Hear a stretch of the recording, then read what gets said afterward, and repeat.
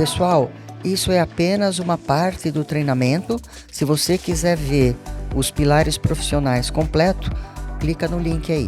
Então, ainda sobre remuneração, vamos falar um pouquinho da parte dos enquadramentos. Vamos lá. O que é o enquadramento? O enquadramento é quando eu pego aquele universo de salários, números de salários, quantidade de salários e números de salários da empresa e coloco numa tabela padronizada. Isso é a padronização. Vamos dizer que você aceita que você vai trabalhar com uma tabela padrão. A tabela padrão normalmente vai de A a E, ou de A a C, depende muito do tamanho da empresa, né? Ou de A a D, depende de quantos empregados você tem e qual universo salarial sua empresa gostaria de trabalhar. Mas vamos dizer que você tenha lá steps de A a E. E que a variação entre um step e outro seja 5%, ou seja, de A para B é 5%, de B para C é 5% e assim por diante. Quando você pega o universo dos salários e faz esse enquadramento, você vai ver que você não vai gastar 5%.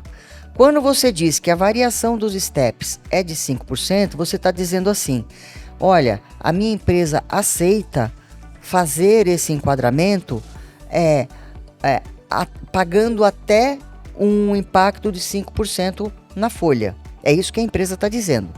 Porém, quando você efetivamente faz o enquadramento, pega os salários, o universo de salários da empresa e leva para essa tua tabela de variação de 5%, quando você somar todos os enquadramentos, esse valor nunca vai chegar a 5%, porque não existe salário que saia de 0 para 5%. Se houver, às vezes acontece, mas é uma exceção, é um ou outro, é um caso muito específico que tem que ser analisado à parte.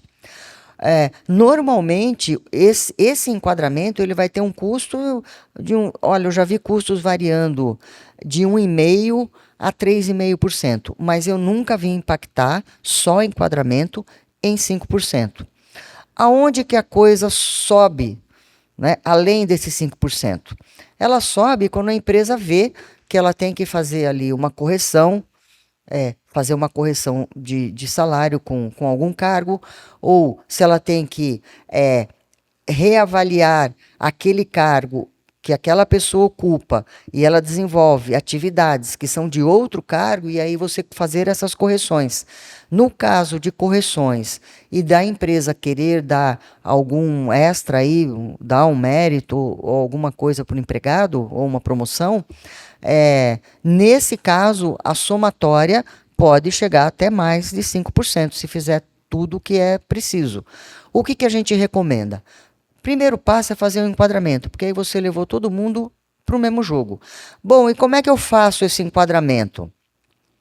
Eu sempre, esse é um dos segredinhos da ópera, que é assim, você faz a análise dos salários daquela empresa e pega o menor salário, desde que não seja o piso. O piso está fora, piso é piso. Tá?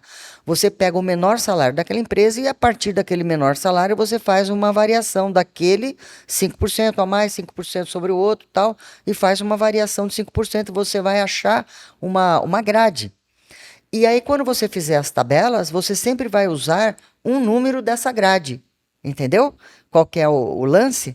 Porque daí, mesmo que você mude valores iniciais, que entre uma classe salarial e outra dê uma variação diferente de 5%, não tem problema, porque todos os números estarão nessa sua grade. Essa é uma dica muito boa aí para quem trabalha com remuneração.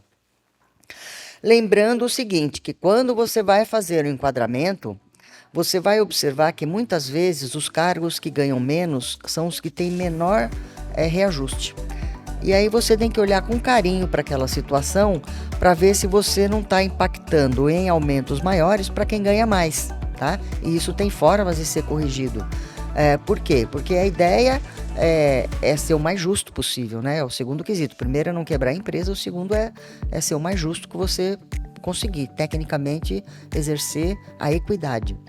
E aí você não vai deixar aquele percentual bem pequeno para quem já ganha pouco, você vai procurar trazer dentro de uma realidade que seja interessante para o universo da empresa e para a pessoa. Sempre tem que olhar para a pessoa, tá? Essa é a parte do enquadramento, a dica que eu queria deixar com vocês.